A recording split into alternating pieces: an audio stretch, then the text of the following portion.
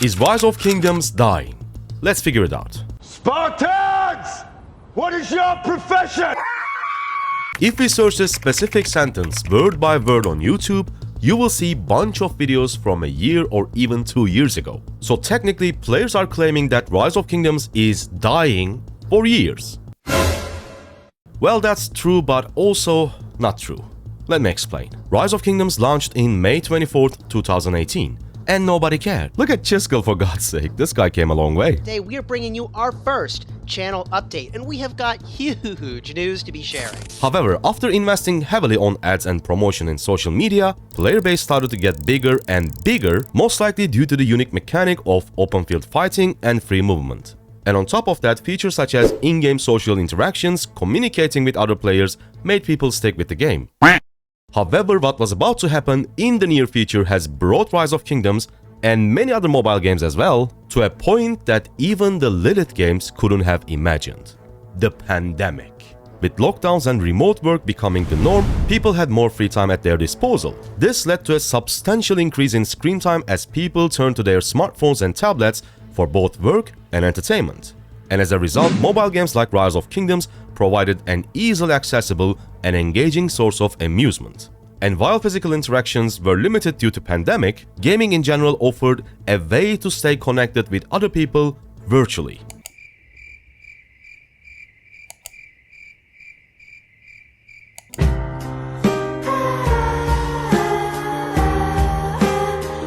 And this led to a massive spike on the popularity of Rise of Kingdoms. However, people moved on. Over the course of a year, Rise of Kingdoms had a massive drop in number of active players and its popularity.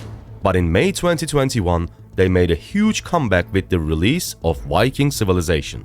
God knows how much they spent on advertisements, considering Alexander Ludwig, who played Björn in the famous TV series Vikings, was also a part of the campaign. A lot of new players joined to the game during that time, but unfortunately, after a few months, the hype was over and the popularity of the game started to decline again, but this time only for a short period of time. Because at the end of 2021, Lilith Games has released a massive patch which included the Museum.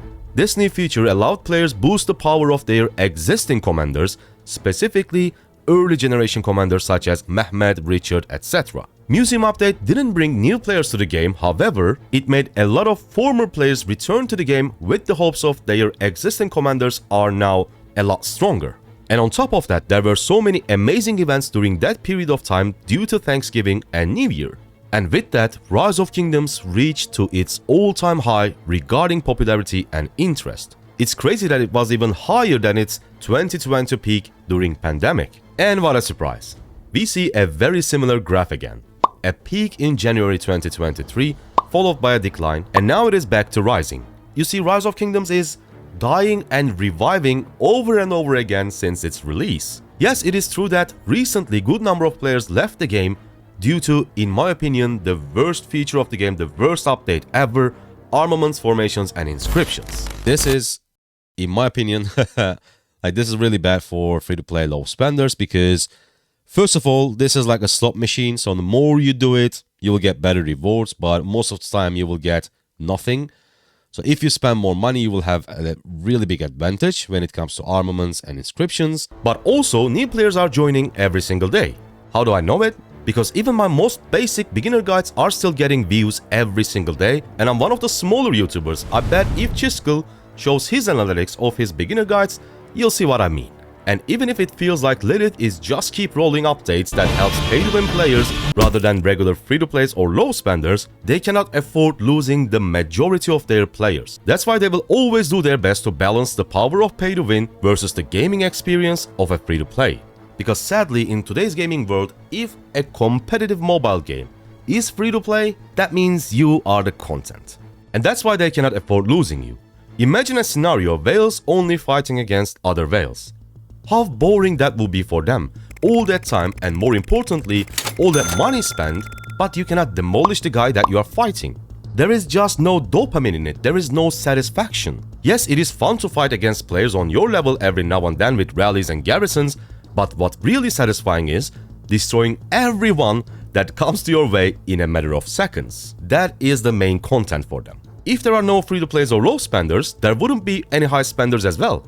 And of course, Lilith knows it better than all of us. And they will always do their best to offer enjoyable content for majority of players while also satisfying the needs of the whales. However, some of you could argue that Google Trends graphic cannot be my only source.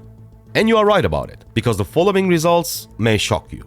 Let's compare the average number of views of the most popular / consistent ROK content creator, aka Chiskel Gaming. In June 2022, he uploaded 19 Rise of Kingdoms videos, and the average number of views per video was around 39,000 views. However, in June 2023, Chiskel uploaded 20 Rise of Kingdoms videos this time and averaged approximately 27,000 views per video. So if we compare the performance of both month Junes from 2022 and 2023, the difference is around like 40%. Of course, there are other variables when it comes to getting views on YouTube, such as the video quality, the topic of the video, etc. And that's why I'm not going to say Rise of Kingdoms' popularity is almost halved. However, I believe this is still a strong indicator that something is not right. And in my opinion, there is a major change happening in the game right now, and I think it is quite concerning.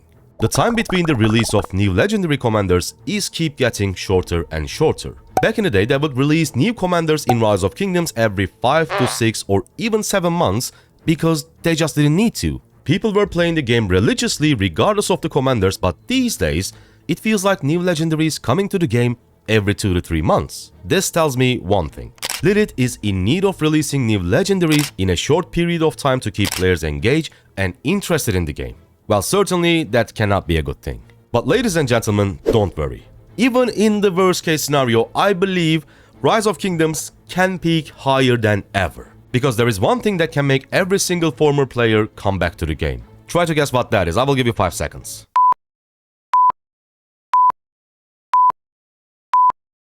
That's right.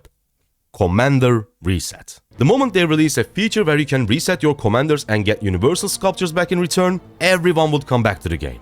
And let me know if you agree or not. They don't even need to give us the full value back. I think getting half of the sculptures would do the job.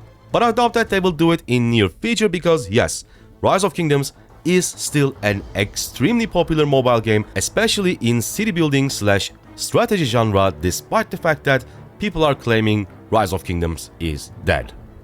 Well, not yet.